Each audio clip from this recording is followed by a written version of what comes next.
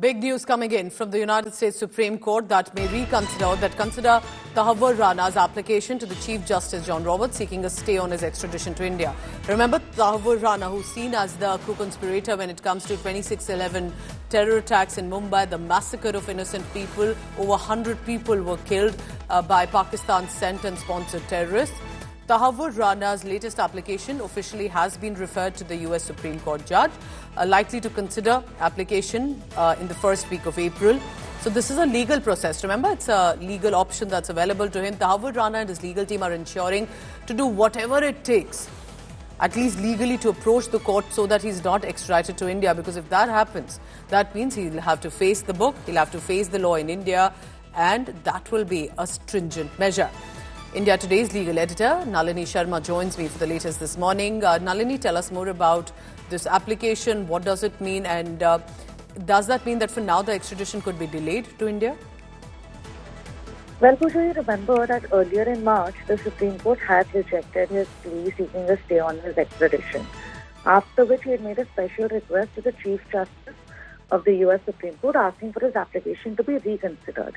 So it is this application that is now going to come up in a private chamber conference of the US Supreme Court judges on the 4th of April. The update that we have is that the copy of the application, along with all other relevant documents, has been distributed to all the judges who are going to be part of the conference on the 4th of April. But remember, it's not necessary that there might be a discussion on Tahawwur Rana's application. The judges might decide to just dismiss it or reject it even without having any discussion on it.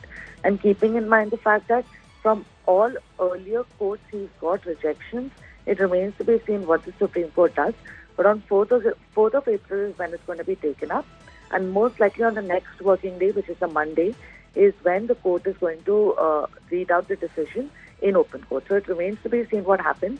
But this is the last option that is available for Tahawwur Rana before the US Supreme Court. So if this doesn't go his way, then it means that his extradition will happen without a doubt. All right, keep tracking all the latest. Remember, because India clearly is pushing and wants Tahawwur Rana to face the law exactly how Kasab did. And that trial, remember, in many ways to ensure the families at least get justice and some closure that these conspirators he was in India, in Mumbai, part of the recce when the whole massacre was being planned by Pakistan.